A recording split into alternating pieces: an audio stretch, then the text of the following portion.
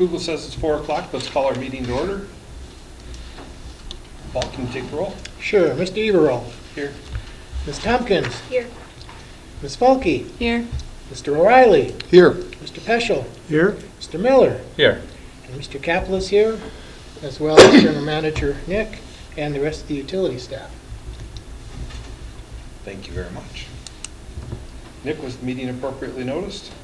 Yes, the meeting was noticed and posted here at the office, as well as it was sent to the City Hall and Library for posting, and was also sent out to various media outlets. Thank you very much. Public comment period. At this time, the commission would recognize members of the public who've indicated a desire to address the commission. Do we have any members of the public here today to address the commission? Any members of the public? Seeing none. Number 4, commissioner and staff comments. Commissioners, any comments before we get going?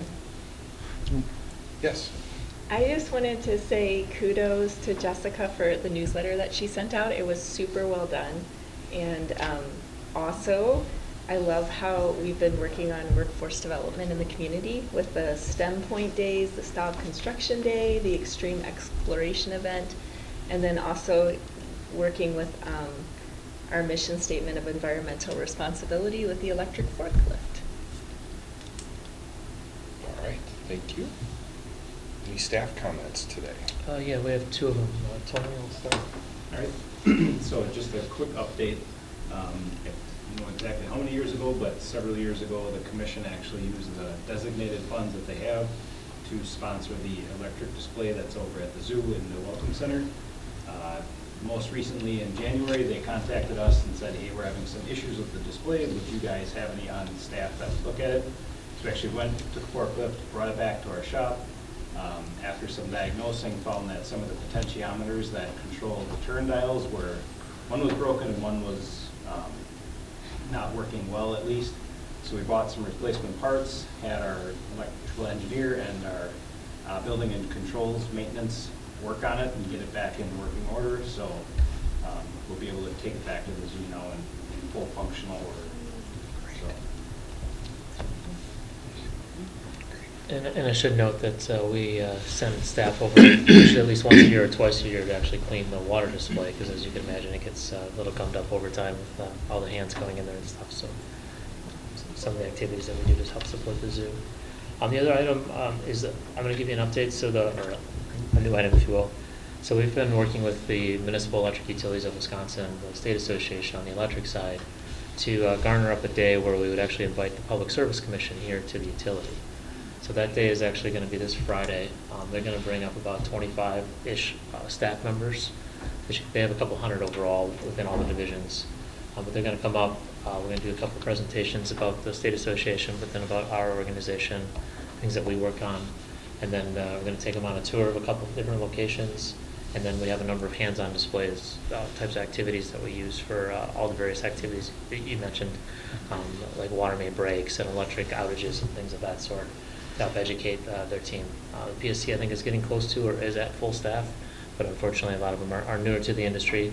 So this is just a way for us to connect and build relationships. We saw the pre-list of roster names, and there are a number of them that we've worked through with over the last year or 2 years. So it'll be great to put a face with a name and get to interact at a different level. So, Good idea. All right. Commissioners are welcome to attend if you want. I would say it's just more education and discussions, but if you're available, let us know, especially if there's going to be more than 4 of you so we can post. But obviously it's not necessary or not required by any means. What time is it at, Nick? We're going to start at 9.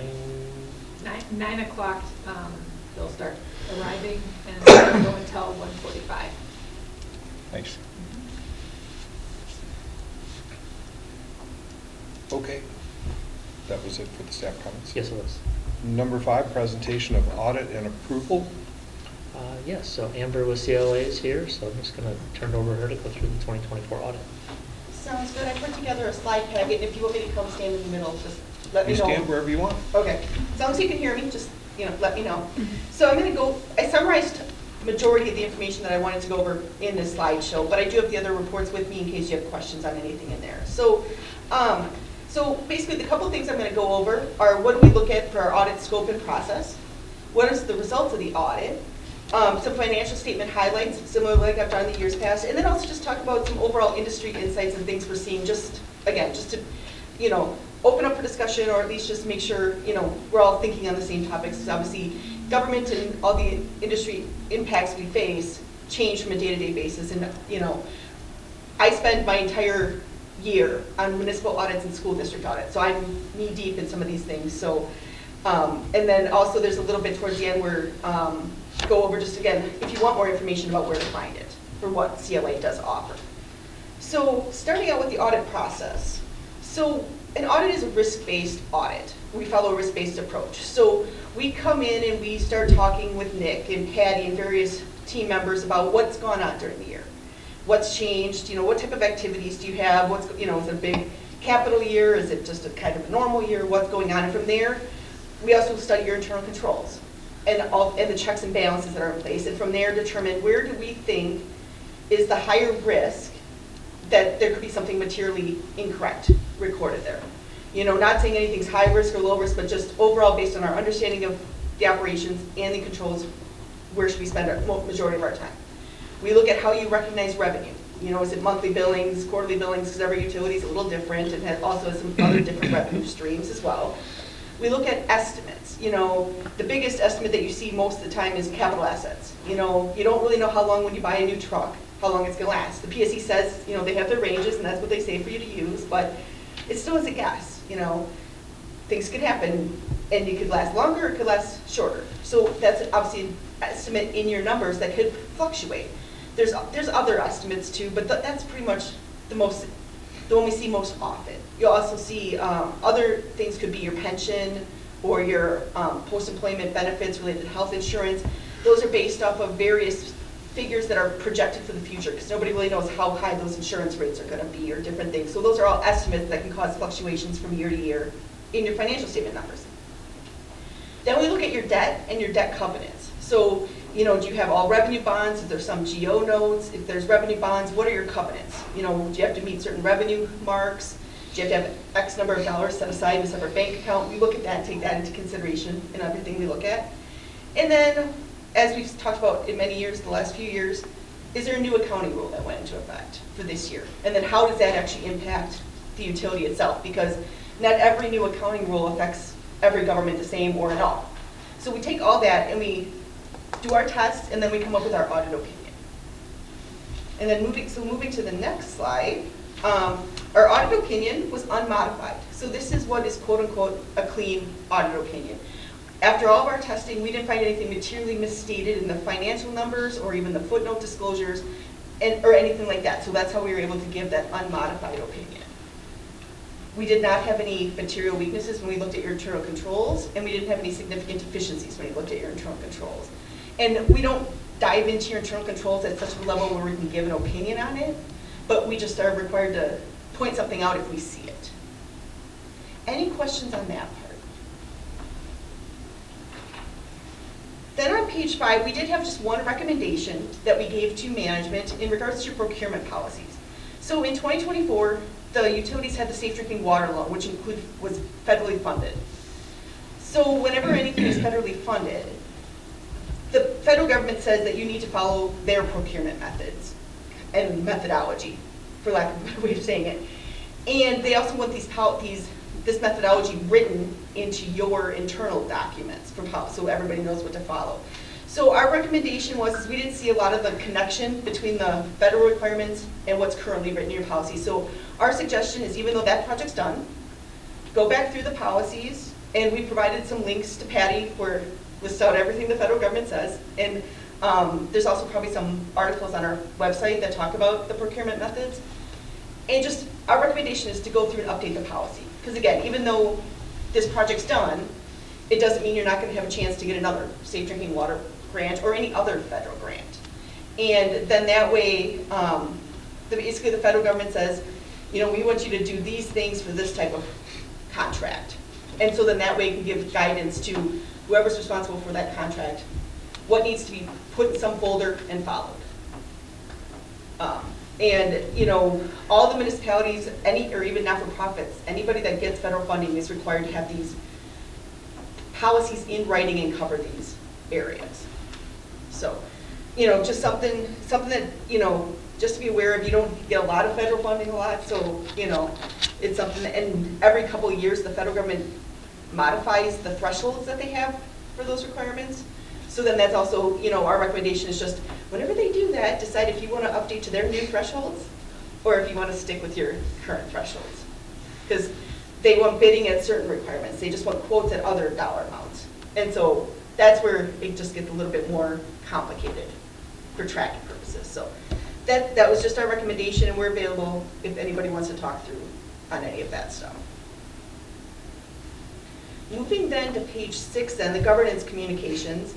Obviously, we always issue that executive summary that includes all of our required communications, and most of that I've kind of also just discussed in the past few slides, but there's 3 other items that I just wanted to point out. One was one I've talked about last year as well. Under the accounting rules, if you have a subscription-based IT arrangement, so software that you can actually tailor to yourself and use, and you're not just logging online for a license agreement just to read policies or read the newspaper kind of thing, you have to follow certain rules. So when this standard happened in '23, this was regarding some of the meter reading software kind of thing. And so ultimately, when everything boiled down, the utilities decided to pass on making the adjustment. It wasn't material enough, a significant dollar amount enough to record and track, and the PSC didn't want it recorded anyway. There's a lot of times where the PSC is different than normal accounting. So overall, yes, you had a past adjustment of $124,000 of assets and $126,000 in liabilities, because that meter reading agreement was payable over X number of years. Basically, yes, your assets are understated and your liabilities are understated, but the net difference is only $2,000, but we're required to point that out to you. Then, moving to the column on the right, there was a new standard in 2024. It revolved around compensated absences, so vacation and sick leave accruals and for potential payouts. The impact on the utilities financial statements was not significant at all because of the way your policy is written, where you pay out basically when you retire or leave or anything. Other municipalities don't have that kind of same policy, so they were going to see different impacts on what's going to be picked up for that liability. But I did want to point it out to you because obviously it was a new accounting standard and it potentially could have had an impact on the financial statements. And then the only estimate we considered very sensitive was fair value. So when you have your investments with the negotiable CDs, muni bonds, T-bills, that kind of stuff, the Government Accounting Standards Board requires that to be marked at fair value, so market value. But obviously, because you see the market every day, all that stuff goes up and down. So that's why it's an investment, because one day, or an estimate, excuse me. So one day it might be valued at this dollar amount, but the next day, because of market forces, it might be $20,000 less. So that's why an estimate. This is another thing that the PSC doesn't like having recorded in their annual report, but we do have to pick it up for financial statement purposes. So again, I just wanted to point that one out because that one does fluctuate. Any questions on those items? Okay, then we'll move to page 8, total operating income. So on this slide, what we did was we took the past 5 years and took the operating income for the 3 different departments, water, electric, and the communications utility, and just showed operating income over the past 5 years. And you'll see, there's ups and downs. And obviously, 2024 for electric utility, it was $5 million for the operating income. It was the highest it's been in the 5 years. Obviously, a lot of things play into your operating income, especially on the utility, because purchase power is pretty much the biggest thing that throws that off every year. But again, I think it's always nice to look at for a 5-year period, where are your revenues? Are they always pretty consistent? Maybe you might see an increase if all of a sudden you did a significant rate increase or something along those lines. But to just kind of look for trends. Everything else seems pretty stable. I know, water utility did go down a little bit this year, but I know there were some extra, I believe, sand costs with the project that just couldn't be capitalized, so that takes your operating income down for the year. Any questions on the operating income? Okay, then page 9, we're diving into the electric revenues. So we took all the different categories of your operating revenues, all the different classes, and again, broke them down and showed them over the past 5 years. So you can see, where is the majority of your revenue coming for the electric utility? And you can also look for unusual fluctuations. Most of industrial, your classes are gonna stay pretty consistent. But again, if you wanna see does that actually still also make sense to you that, your residential is 30%? Do these numbers make sense? And to me, I think they do. They're fairly representative of your overall operations the past 5 years. Page 10 then does the same thing for the water utility. And here, residential is even higher, your total percents, and then you have public fire protection, that's probably your next biggest chunk. And as you can tell, there's certain fluctuations, everything, but everything within range and within reasonableness. Page 11 then goes over your rate of return. And obviously, we know the PSC looks at these numbers all the time. And you will see some fluctuations here the past few years. And sometimes it varies with projects, sometimes it varies just with, on the water side, water main breaks that you just can't control kind of thing. And so you'll see water did drop down again. It was only 1.89% for 2024, but again, that extra sand operating costs kind of pushed that down. Your electric utility kind of stabilized. Last year was just under 4.8%, and now it's at 5.2 or 1.2. So, pretty stable. What you always want to look at when you're looking at these numbers is it pretty stable, or if it's bouncing up and down, that's probably okay because you might know which projects it is, but you never want to see it just continually decreasing because that means, something else is happening, you've got to get a new rate case or something else, and some other cost is driving that rate of return lower than what had been built into your rates originally. Any questions on that? Just 2 items. So back on the operating income, just to be clear, that's not cash. Nope, that's truly what's billed for the year. Correct. So there's obviously expenses and such that aren't incorporated into that. Yep. And then on your comment on the rate of return, in a perfect world, we set our rates, and if everything held true, assuming revenue stayed the same, expenses will continue to go up every year, we would see a declining rate of return until the next rate case. Yeah. So, Yeah, and you in a just perfect want to world. and that's where you just want to be proactive about it, because there's some, you never want to, that's where sometimes filing for the simplified rate cases comes into play, because you just don't want to be complacent. I mean, we've seen municipalities and utilities where they haven't raised the rates in 10 years. And then it becomes harder to have that cash on hand, and they might need to borrow more for more projects, which then impacts your bottom line in other ways, and also your cash flow in other ways, depending on how it all falls into play. So yeah, ultimately you should see it, but you never want to just see it continually. You want to be proactive about when you see it and know what your plan is to address that. So then moving to page 12, industry insights. Obviously, to me, these were the top 4 things that governments and municipalities and utilities are impacted by. Economic conditions in volatile markets. I mean, you know how the inflation costs have affected you in the past few years, and obviously some of that's not going to go away. So it's important to always make sure you're aware of that and keeping that in your mind as you're building budgets and as you're trying to figure out what is your 5-year plan, what is your 10-year plan for capital and different things, because that also, all of it to me affects cash flow. Then obviously labor shortages, turnover and retention. If you're lucky, you can keep that retention, that turnover pretty low. But obviously there's differences in the market lately where it's sometimes hard to keep that. And that also then impacts what your operation revenues and expenses when the expense side comes into play. Then cybersecurity and technology. Our world's ruled by technology these days. And so, you're always paying extra to keep up with the most current technology, or, trying to make sure it's just not outdated. And then there's the cybersecurity side of it. We see stories where electric utilities or water utilities or any governments have been either hacked, ransomware, or just, that's where you have to do that assessment of what's your vulnerability of somebody being able to get in and modify it. Because, again, it's been so much more of a risk in the past year and a half. And we actually do a little bit more testing in our audits in the past 18 months where we're asking your IT department, what kind of antivirus software do you have? What's your controls for accessing the network? How often are you testing those backups so if something did happen, they work? We're even asking different things because that could end up impacting your audited financial statements as well. And then for political and legislative uncertainty, like I said before, you don't get a lot of federal grants, but obviously there's a lot of uncertainty right now for governments and other agencies that might get federal grants.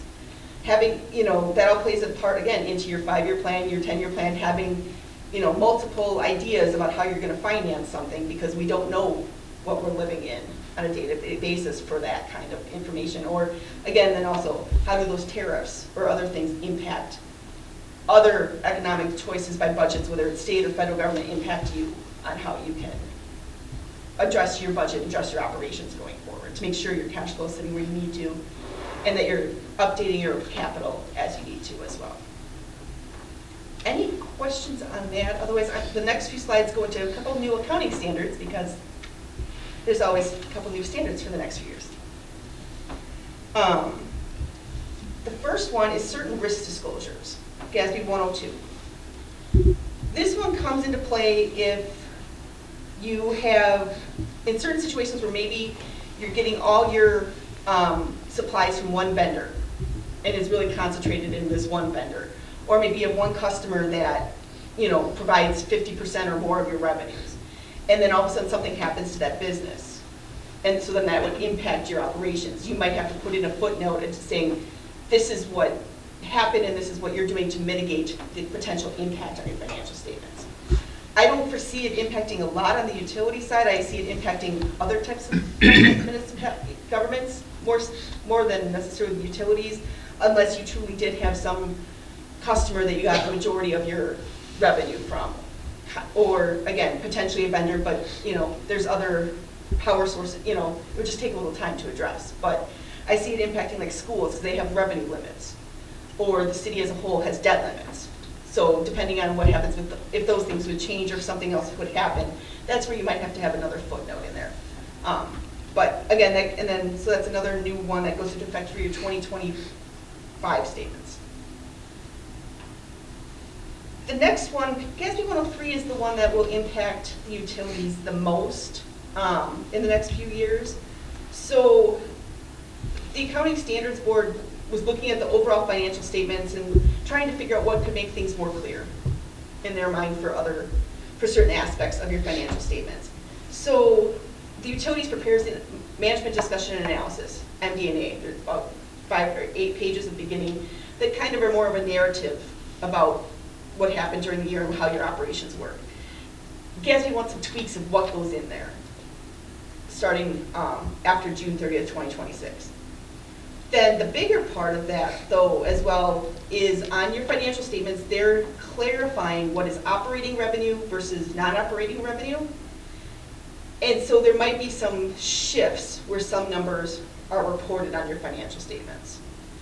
There hasn't been a whole lot of guidance per se necessarily on it, but my hunch is the only thing that I could potentially see changing is your, I believe, income and jobbing.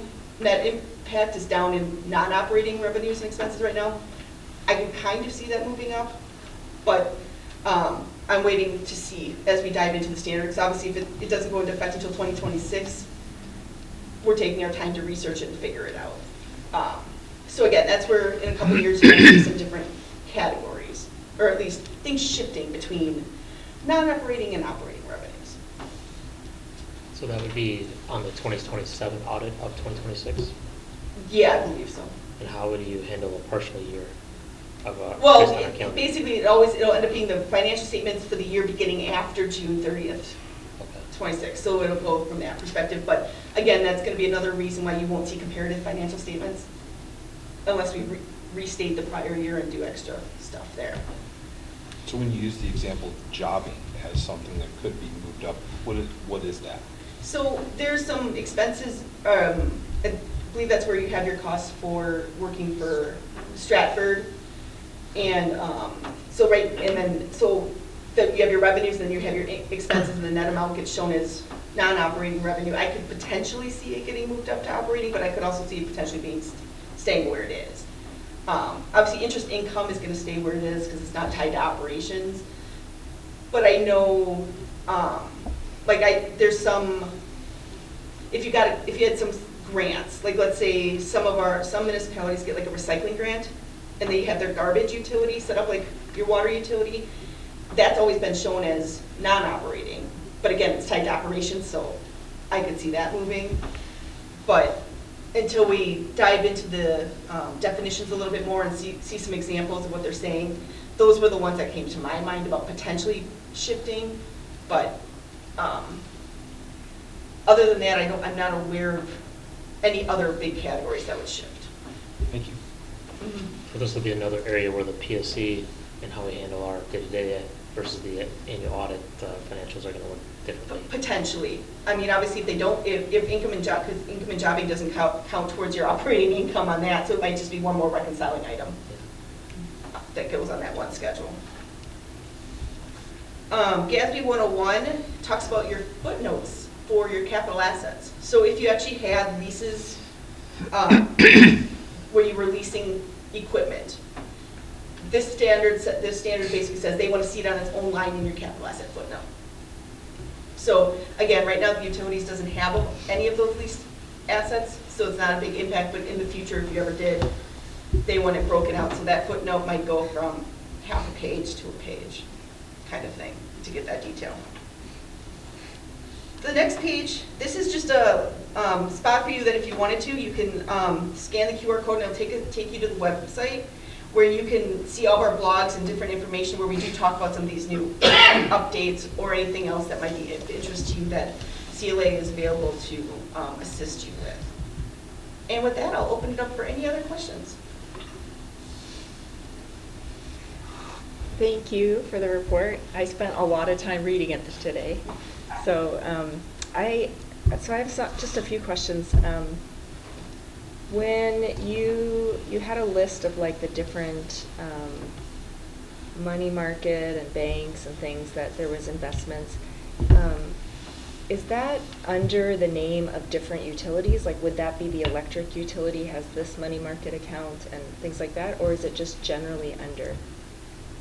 There should be, I believe, Patty, you can maybe refresh my memory here, but I believe I know there's one account that's like some debt service amounts, and I don't know that it's necessarily electric versus water, without being able to go back and look at the notes. No, I think the way they have it listed is just as a whole. It's not broken out by electric versus water. It's just our investments as a whole are listed. Do you think that that would be make it more secure if investments like the profits of electric went into an account as cash on hand for the electric utility and the profits for water, would sort of dividing those instead of putting it into a lump sum since there's different utilities? Every municipality does it differently. I do have some that do have separate bank accounts for water and electric, or water and sewer, but then I have others that have it combined. It comes down to what's ease, because always you might be transferring money back and forth. Because one of them is going to have to be chosen to pay your payroll, because you're not going to want to, pay an employee with two different paychecks, kind of thing. So you're going to want to, either way, you'd be transferring money back and forth. So that's where having it as a pool isn't necessarily an advantage or disadvantage. To me, it's just, it comes down to, again, what you just have to watch for with investments, they're not FDIC covered, so you don't have to worry about that part. But obviously, when you use combined, you might have better opportunity to buy certain investments when you have versus separate. Okay. So this wouldn't be like paying payroll. Like this is the investments that sort of sit there. But May I add something? Yeah. So on the balance sheet, we show the cash that the electric, I should say the water, what's due to the water and the electric communications utilities. Okay. And then every month, Patty's tracking the interest earnings and allocating based on what they allocated, the cash holdings of each utility is. So it is flowing in, so each utility is fairly represented on what their earnings are. The reason we pool everything together is from a Moody's perspective. We look stronger as a utility when, if it's a water utility, maybe not have as much cash as the electric utility does, or vice versa. They look at it from a ratings perspective, they see that liquidity and say because of it, you get a better rating. so is there a certain percentage, like if you have this many of investments that if you're tracking it by electric and water, that, okay, 25% of this would be considered utility, like, do you have, I'm just wondering if that puts us at risk, if Risk for what? Well, could there be risk if there was ever like a major lawsuit or something like that, where you've got all this money put together instead of being separate? No, because I think, not that I can think of, I think. You're looked at as the combined. Yeah, So even if like electric utility got sued, it would still be pulling money from water if Well, they needed to? the expense side in your financial statements, if something happened and you had to report something, it would be reported as an electric expense. But you'd pay for it out of whatever account you needed to pay for it out of. Okay. So any profits that are coming from all three utilities would be put into one, sort of, they're just kind of lumped together into investments, is that what you? Yeah, for financial statement reporting, it's not split out. We report on the grand total of all three. But the earnings on the backside are tracked individually. Yeah, and in your GL system, when you're getting your monthly reports from finance, it's allocated Okay. between all three, All right, or at least for sure water and electric. okay. This is really similar to the city's layout for the different departments. You have different department expenses, but you don't run them as separate companies or separate enterprise funds. I mean, maybe another way to look at it is you have the wastewater cash and you have the city cash, if you will. They may be, I don't know how they look on the balance sheet, but ultimately they're separate that way. Yeah, I think they might be separate funds, but I'm not quite sure. But that one's a little bit deeper, different arrangement than what we have here. Okay. And then I just noticed something, and I'm not an accountant, so I totally know that this is just me noticing something that's probably not right. But it seemed to be that on page 63, that was my computer.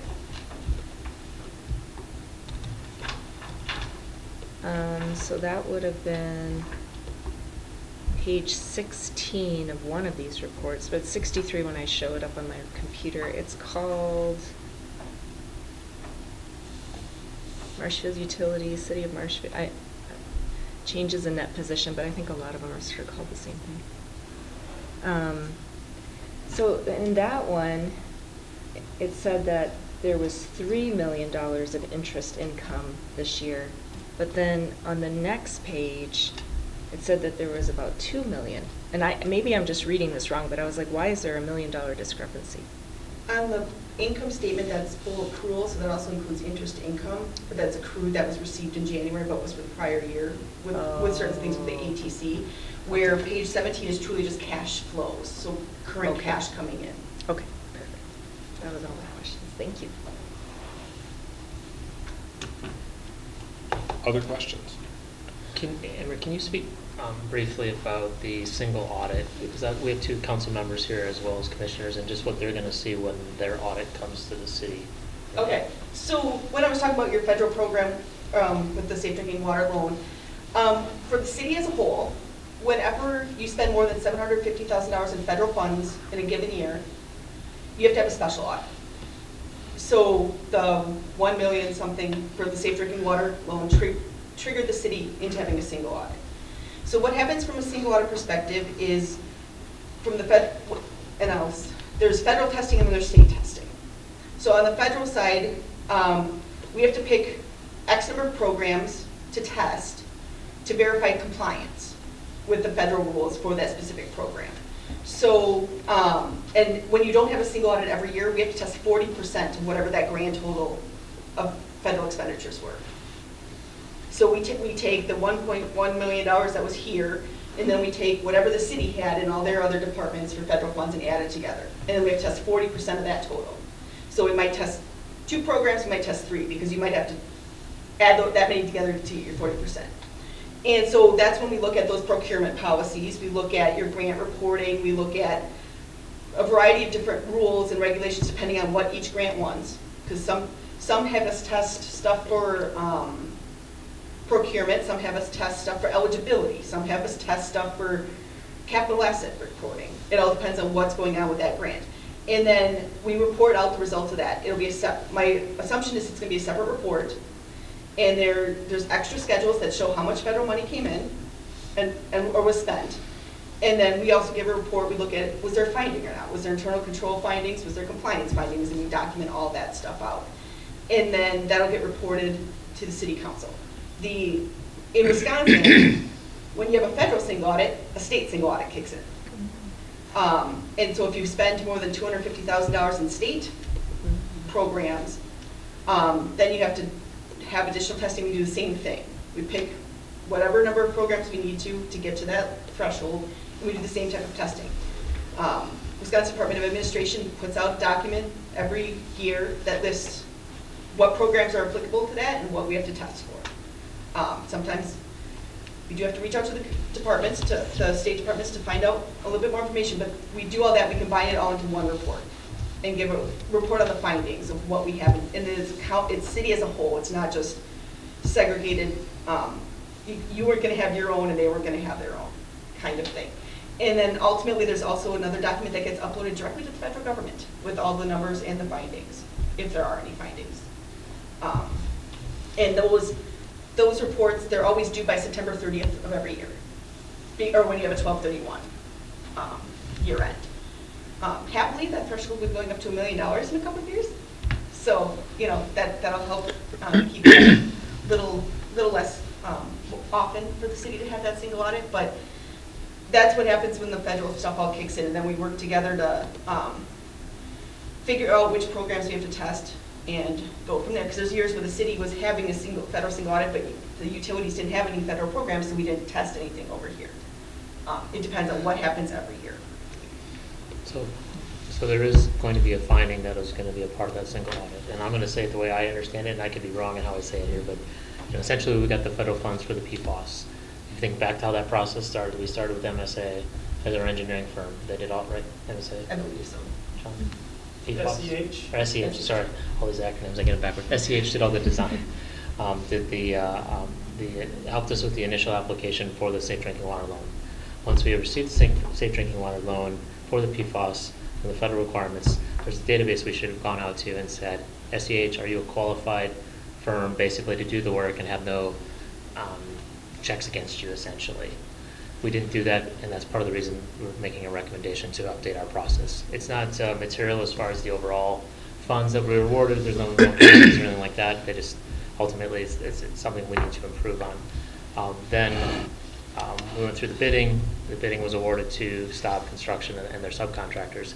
At that point, what's interesting is SEH helped us make sure that Staub was qualified by going up to the database, which we did and met that requirement. So there's just a piece in the process that we missed. Obviously, we don't do federal funds, as Amber mentioned, very often, and obviously our policy can be tweaked then to make sure we identify that and not have that issue in the future. You can also think that we have the private side lead replacement program dollars coming, which is indirectly to the federal. We also have all the dollars that are helping with the streetlight replacement. I believe those are all below the thresholds, which allows us to, so we won't have to worry about those two programs as it relates to some of the audit. So, go ahead. And what I was just saying, one thing, especially with this whole, what he was referring to is the suspended and debarment list. So the federal government goes out and they determine if maybe a vendor shouldn't be allowed to be funded with federal funds, kind of thing. And they can either permanently put them on the list or they can suspend them for a period of time. And so basically you're just supposed to go out and verify that they're not on that list. One other thing you can do is when you're putting together your contracts for them to sign, you can include a clause in there that has them certify that they're not on that list. That also then, you know, helps cover that requirement. So were they on the list? No. Okay, No. so it's just that they didn't. Yeah, you didn't sign certify for it. Got it. Other questions?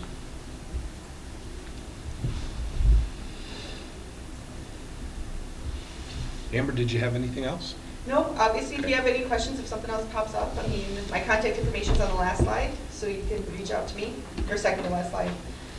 And also, I mean, Stuart was on the audit this year too, so he did a lot of the single audit testing, so you can reach out to him too.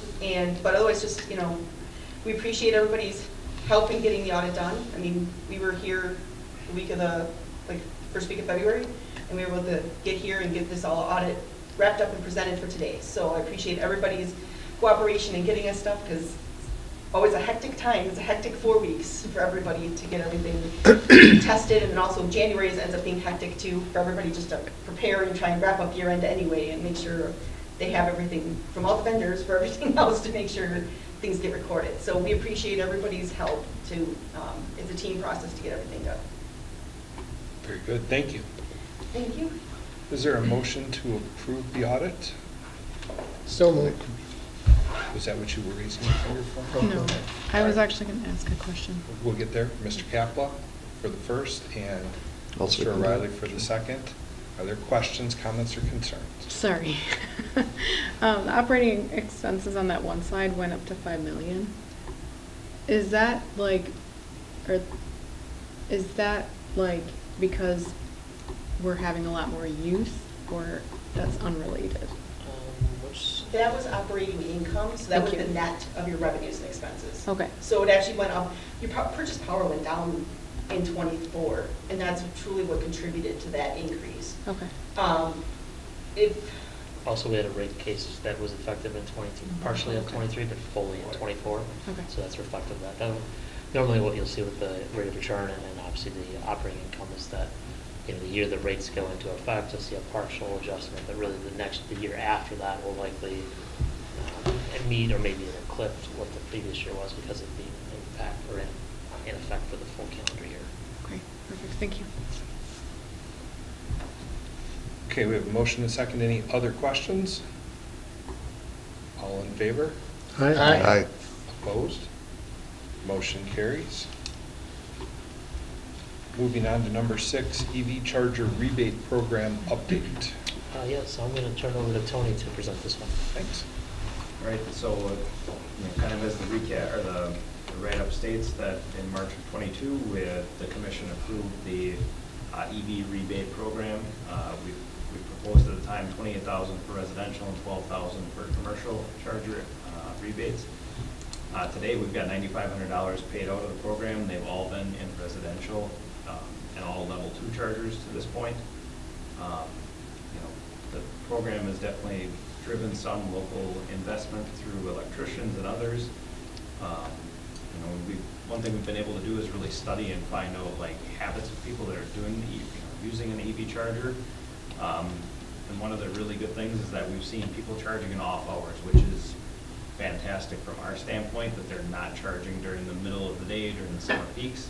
I think it's just the nature of the charger is that if they're in a home, you charge after you're home from work, and most folks are charging, from 10 p.m. till maybe 4 in the morning. So it's been really good to see that. But it's also kind of nice to keep a watch on what and how the trends are looking. So we've been able to write code essentially to look for people that have chargers potentially that haven't applied for the rebates. It's just something that kind of had the idea that's what was going on, but again, just being able to watch it. And another thing we've noticed is that only about 3% of the time are people actually charging their EVs. We do have a few that probably use the cars a lot more and they're charging more regularly. But from the lion's share and the ones that we've paid for, the rebates that we've provided, we've seen some pretty consistent usage. From an overall net sales, it's averaging about $270 per year per customer, an increased revenue. So the $500 rebate that we paid to those customers, we see the payback, in a pretty short order essentially. Would expect that most people that have put the chargers in will continue to use them for years after. So even if they may sell one car, they'll probably get another electric vehicle and hopefully still use that same charger. So.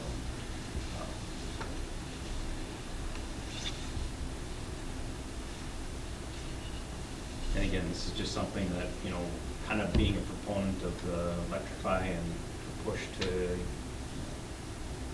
move forward from that standpoint and enable people, or at least help give that last push to maybe drive them to try an electric vehicle.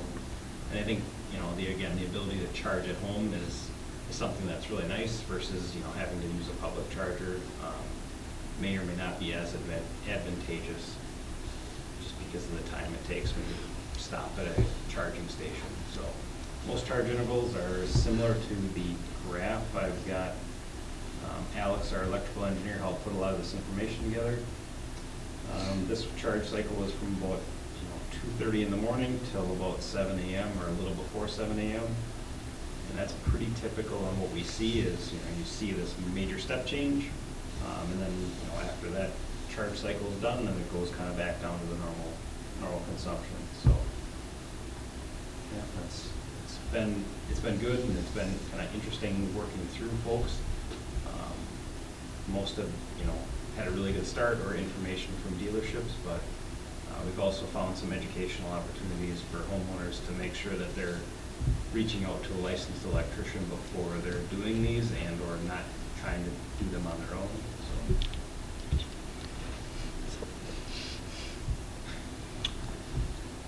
So are you looking for 3 years again with resetting it to 28 So and 12? realistically, yeah, that's the ask here, is just to continue on, not to actually increase the overall dollar amount. We stay with the same cap that was set 3 years ago. So right now, we've got, say, 9,500 payout. So again, we'd still be like at 19,000-ish for the residential side and still at 12,000 for the commercial side. So, yeah. Okay, Sasha? Do you guys do any sort of notification for the car dealership so that when someone buys it, they know? We have, yeah, we've actually done the outreach with, for sure, Wheelers in town. We did talk a little bit with B&H Ford. And also, Gross doesn't have, Gross in town, I don't think there is any Buick EVs maybe out yet, or maybe that's changed now, but B&H did not get into Ford's EV program initially. So I don't believe they're selling anything new. That doesn't mean that someone couldn't buy a used vehicle from them, but yet early on we did provide outreach information, and even like when we set the program up, we got feedback from the dealerships as to what the dollar amount should be. So that's where the $500 for a level 2 Charger came from, and we still feel that's hitting the mark pretty well.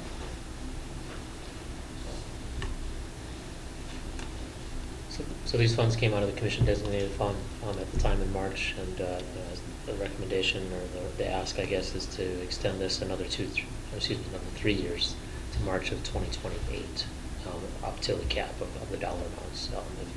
I think as Tony mentioned, obviously it's any business that could incentivize their own sales. This is exactly what this is, really.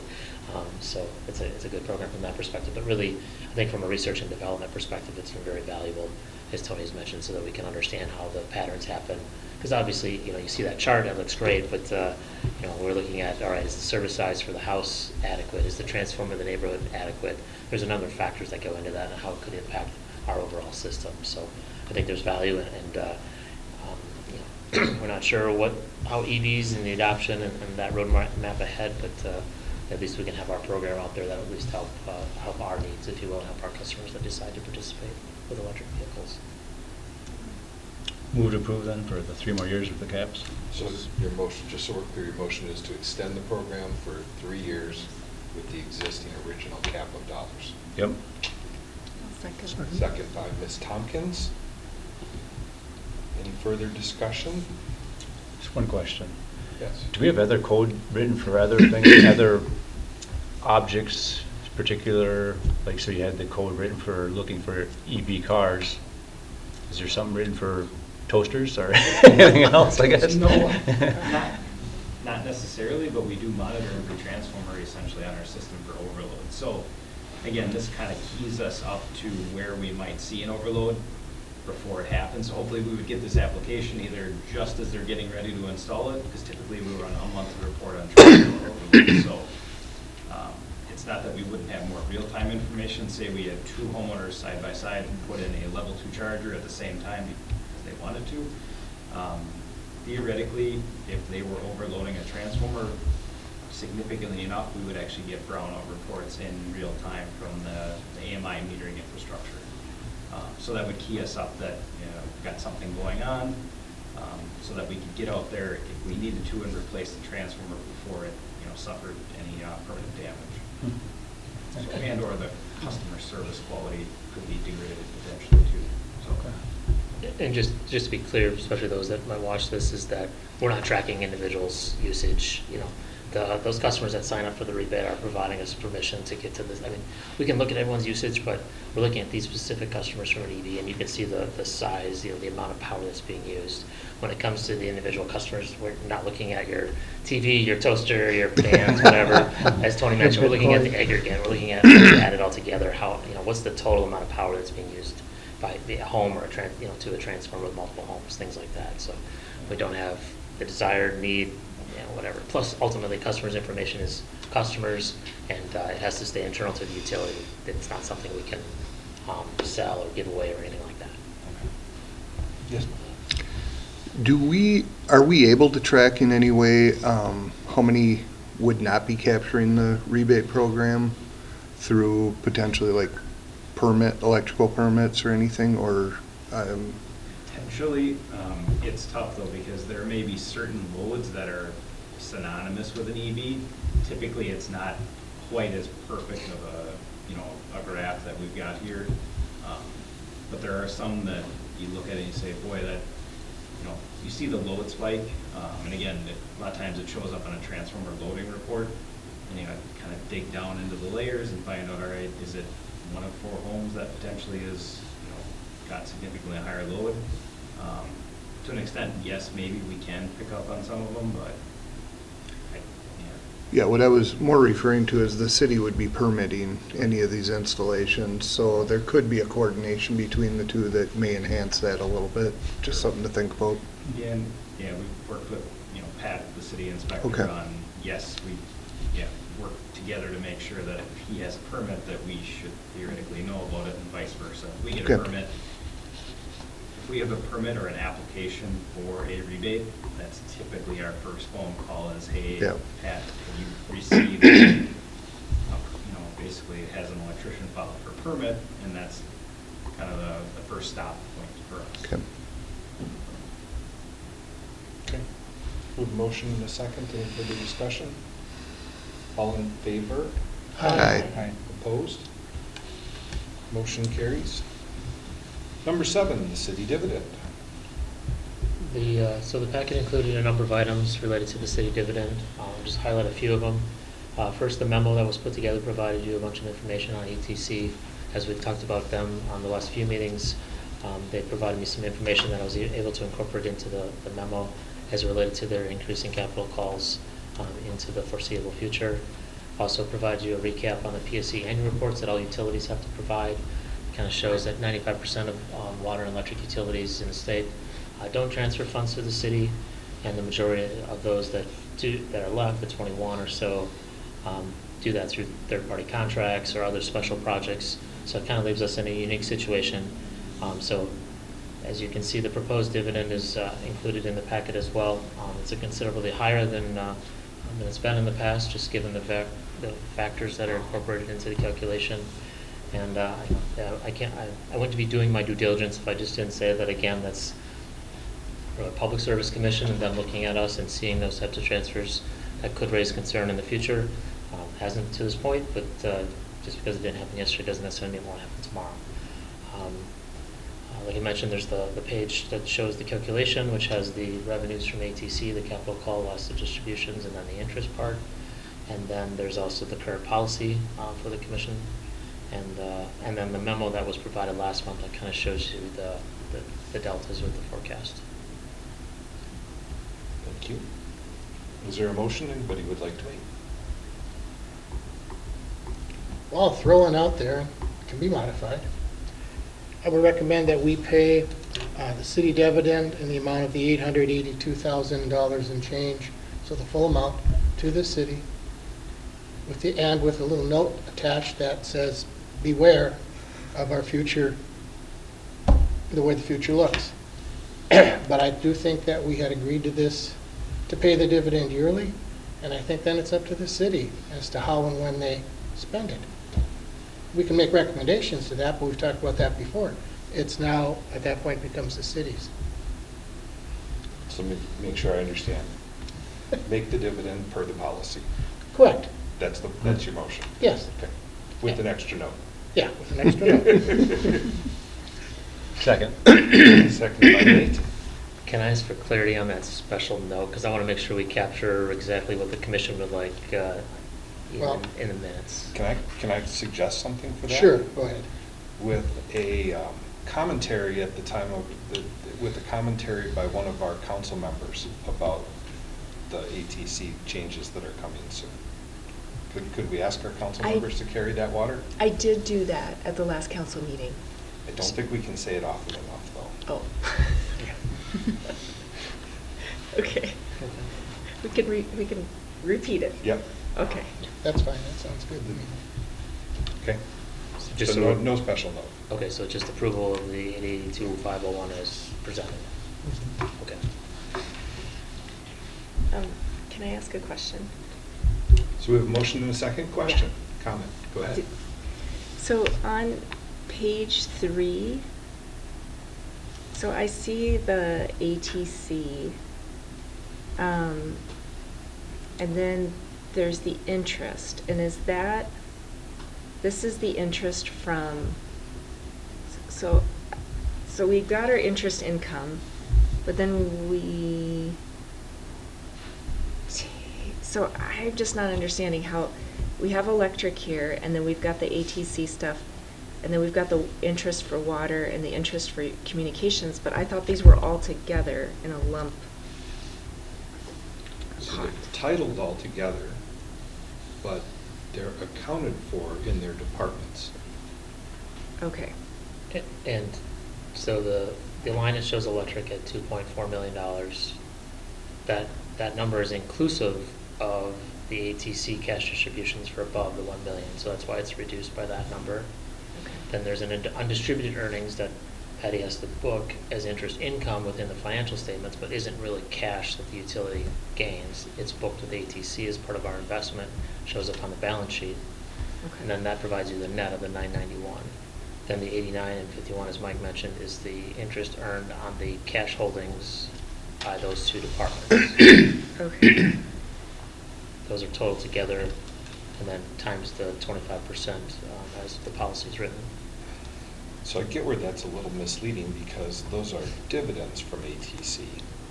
And you're putting them on the interest line, or is it really the dividends and interest line? Yeah, interest and dividends are together, but it's essentially interest earnings that ATC pays us. You know, they earn interest and then they're paying that to us on the cash holdings that they have. So is it interest to us, or is it dividends to us?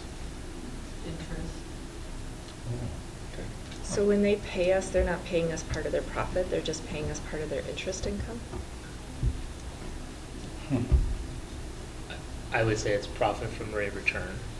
So That's a dividend. dividend, but I think as Patty mentioned, at least the way I understand it, I'm not a certified accountant though, so I think it's earnings that's being distributed to us, and that's why it says cash distributions, basically from their profits. But from an accounting perspective, dividends and interest are all booked in the same line. We just internally call it interest. Yeah. So that's part maybe why the confusion. Yes. Yeah, I was surprised to see that too. I believe that's, the account number is actually titled interest and I think dividends. so. Yeah. So it's, Yeah. that's follows the pattern. Okay. You have another question? I do. Okay, so this is just a future question, because we're gonna have a huge capital call, and so we're gonna need to use some of our cash on hand for that capital call, I'm assuming. So, it's broken up, even though it's all in a lump pot, the accounting has it broken up. So when we do that capital call, is that going to come out of the electric, like, pot that's not really there, but it's there? You know what I mean? Or is it gonna come from the entire utility is going to contribute to this capital call? No, it's accounted for in the electric utility. Okay, So it's electric utilities cash that will pay it. okay, perfect. Thanks. Okay. Other questions? Yes. Is the actual dividend that would be sent to the city the 882, or is it the 599 difference between what they're asking us to pay in and what we're getting from them? The policy has two pieces to it. So the first part is the difference, the 599. The second part is the 283 at the bottom. Mhm. So the policy would indicate both of those pieces to come Okay. up with the 882. Okay, perfect, thank you.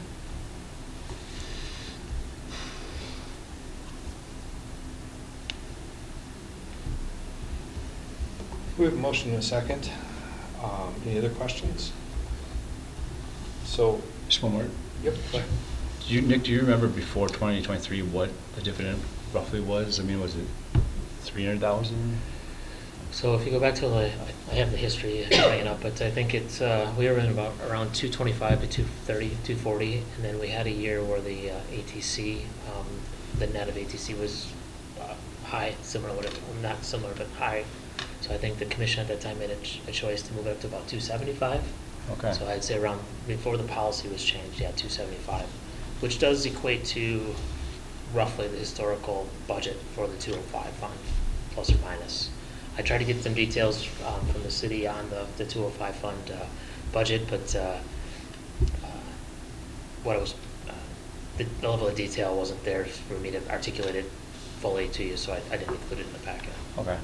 The reason I bring that up is just because there's a 5-year zero, the next 5 years from 25 forward will be basically zero projection. The average for 7 years is still 200,000, just under, so it's closer to the historical average then still. Right. Yes.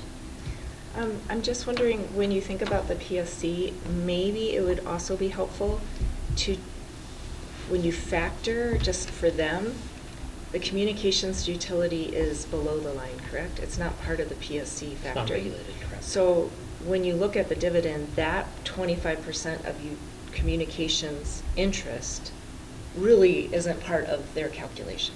So we could separate that out.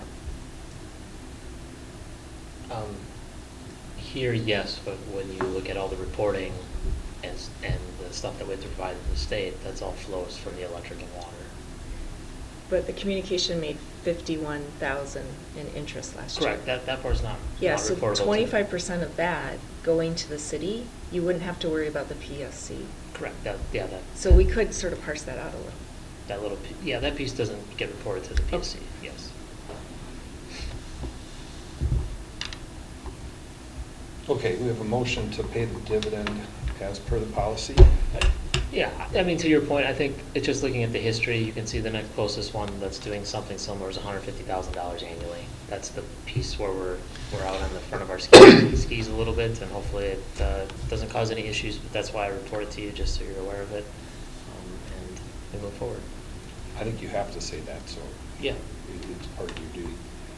I've been, when I first came onto the commission 12, 13 years ago, the utility was not paying a dividend to the city, and had not paid a dividend to the city for a long time. I don't know if it was 10 years or 20 years, but there had been a history of paying a dividend to the city in ancient times, shall we say, that was well remembered by the council and the mayor at the time, and they really wanted the dividend to restart. The original dividend in ancient history predates when the state of Wisconsin PSC started incorporating a pilot payment into the rate base. And the pilot payment in the rate base is really kind of meant to be that income transfer to the city.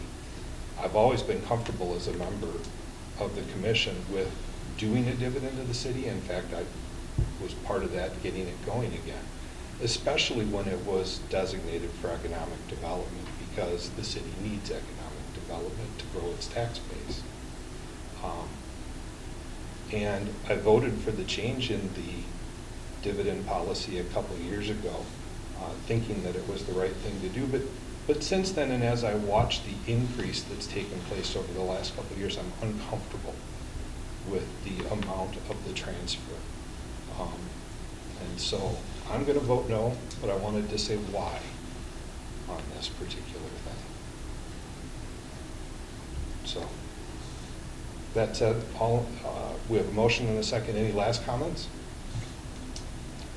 All in favor? Aye. Opposed? Nay. Motion carries.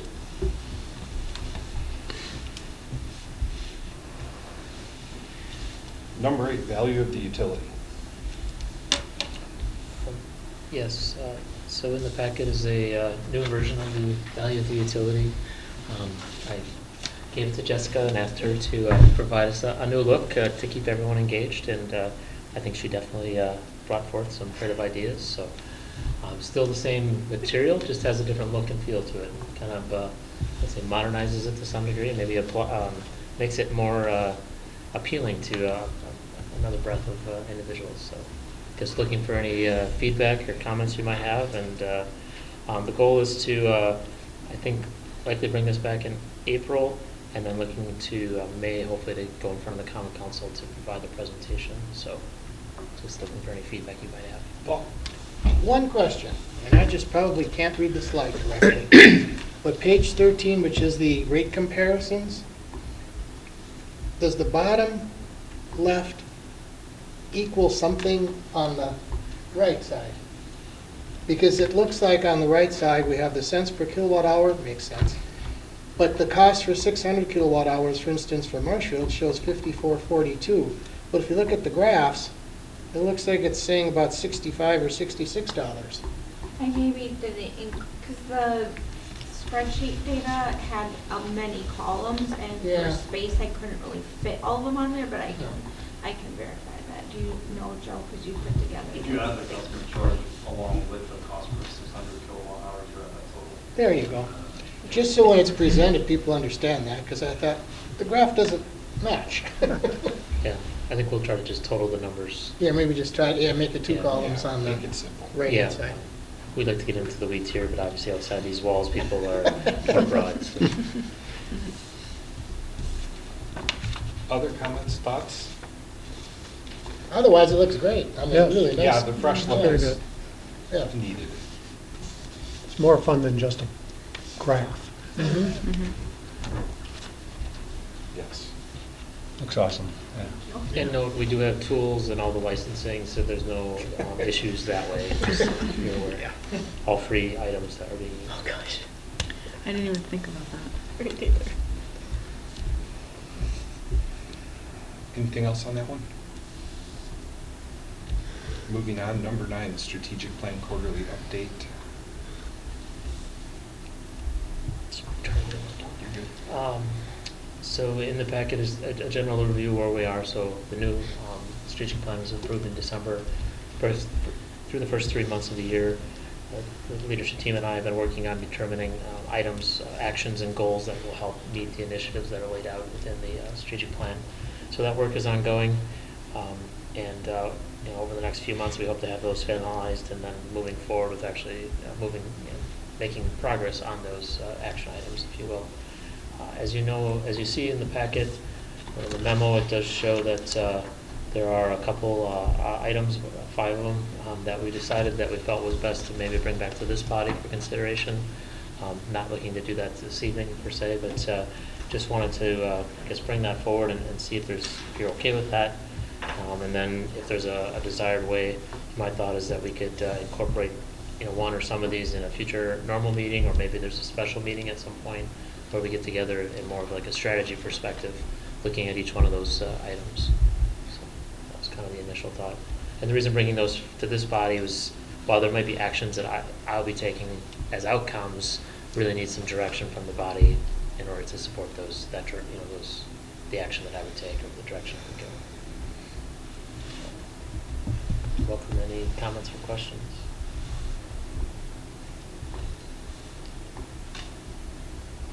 We'll just work them into the agendas.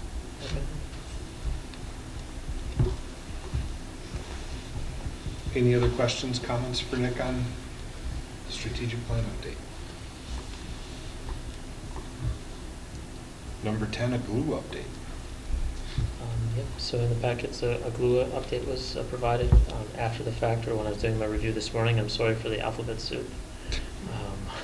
It's, as you can see, there's a number of activities going on, never ends. So welcome any comments or questions or any areas you want to dive into. Yes. This might be related. I did ask beforehand. So you did send us an email about the operating report, and you were talking about the similar customer count and just the different customer service expenses and administrative expenses. I was just wondering, when you sent us that email with those comparisons, were the costs of glue taken out of that? Okay, thanks.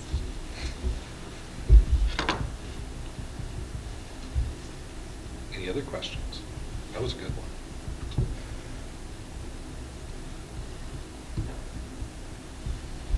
Okay. Number 11, job orders. Yes. So Saved a bunch up today. Yes, a number one today. So first job order number 18337. This is area light conversion.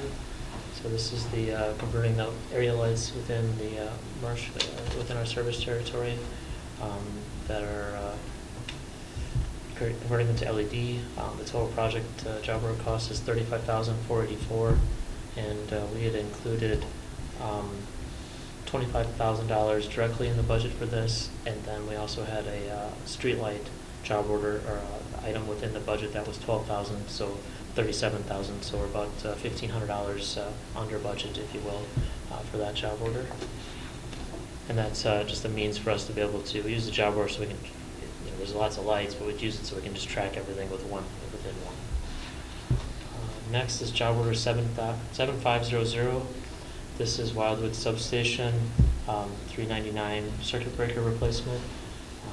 The total job order cost is $218,843, and there was $220,000 included in the capital budget. You'll remember last year that some of this, the equipment was purchased, started last year because of the long lead time to help prepare us for the project. Next is job order 7501, which is Wildwood Substation Bank 4 regulator and bypass replacement. This is to replace some additional equipment at Wildwood Substation behind us here. The total job order cost is $290,755. Again, there was $304,000 included in the capital budget, so again, under budget. Next is job order 7502, which is Wildwood Substation current transformer and potential transformer, CT and PT replacement. This is, again, at the Wildwood Substation. The total cost for this project is $41,770, and again, $44,000 was included in the capital budget. And one more yet. And then the last one is job order 7498. This is VM hardware replacement. This item was not included in the capital budget. It's something we had looked at. Unfortunately, though, when we were doing the capital budget and trying to match up with the metrics or what our spending caps, if you will, are, this project was one that we felt that we could wait a year for. Unfortunately, a few weeks ago, we experienced an outage to the building from a power perspective. So what we do every month is we have an emergency generator, and we run an emergency generator. And when we do that, we actually do a closed transition, meaning we take the power, the needs of the building, and actually runs on the generator. So it's a complete test, if you will. That part worked great.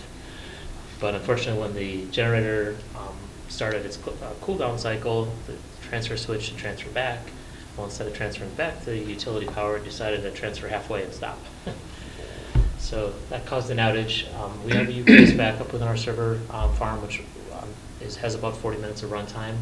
Unfortunately, it took us about an hour to diagnose all the issues. So during that 40 minutes, Nate and his team is trying to mitigate and minimize risk and shut things down. But unfortunately, we weren't able to shut everything down.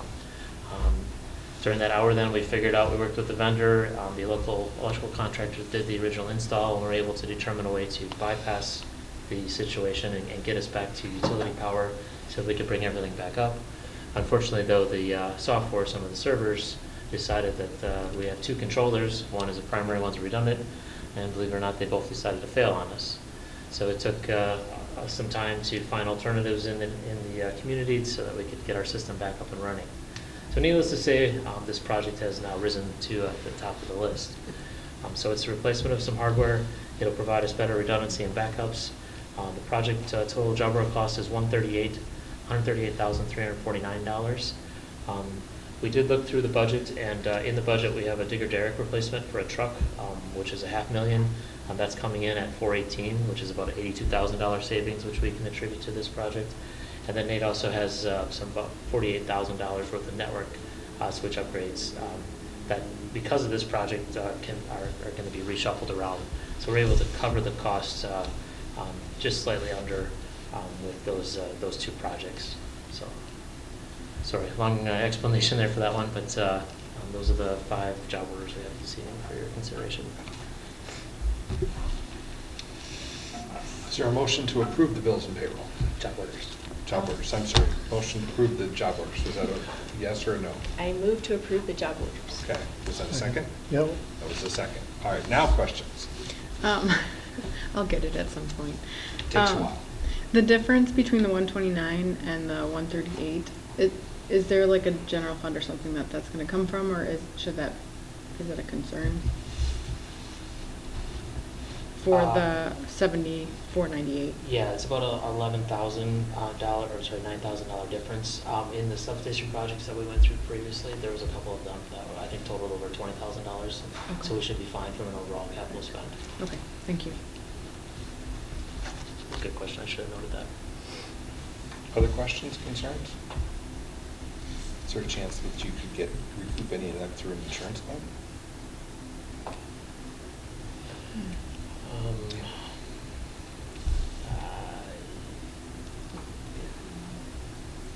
The transfer switch is going to be, we believe it's covered under warranty, so that part, there'll be no cost outlay, but obviously the labor and downtime, but I doubt the warranty would cover any of that. As far as an insurance,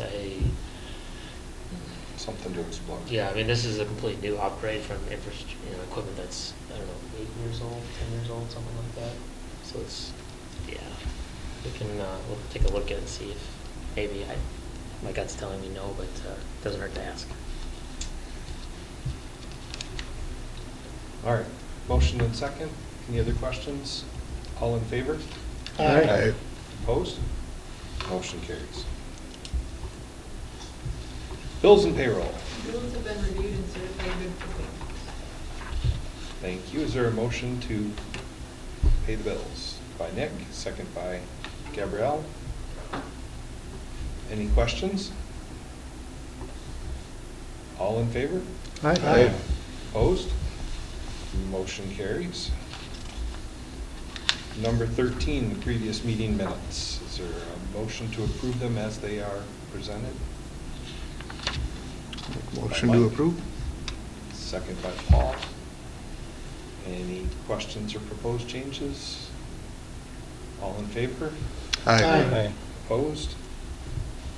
Motion carries. Financial reports. Included this month are the February cash reports and then both the December and January financial statements. Any questions on all of those reports?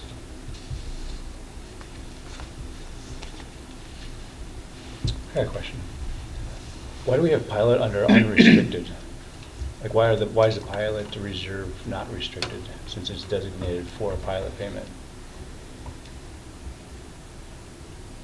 Which page are you on? I'm sorry, are you in the cash reports? Yeah, it should have been on the balance sheet. Or on the balance sheet? I'm sorry, you're right, it's on the, that's on the cash report, yep.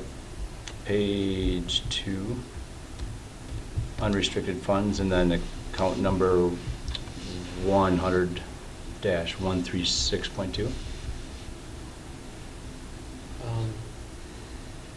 So there's two different pieces here. So one is unrestricted, meaning that we don't have it, it's not restricted. The other ones are restricted by bond covenants as it relates to, the long-term debt that we have for water and electric. So those are considered restricted. This is unrestricted because we haven't defined a specific category, or at least through policy haven't. Not to say we couldn't. However, when it comes to the cash on hand calculation, we do not incorporate that into the cash on hand. It's, I believe, held separately, just knowing that the city would always want their pilot payment. Yeah. But yeah, I think in the strategic plan, one of the areas we talked about looking at is some of the different funds that we manage, and maybe that's something we should consider, is moving that pilot from unrestricted but restricted based on commission policy. Yeah, it makes more sense, yeah. Yeah. Good question. Any others? If not, moving on to number 15, approval to go into closed session per Wisconsin State Statute 19.851E, deliberating or negotiating the purchasing of public properties, the investing of public funds, or conducting other specified public business whenever competitive or bargaining reasons require a closed session for the purpose of discussing wholesale purchase power. Is there a motion? Make a motion. Mike,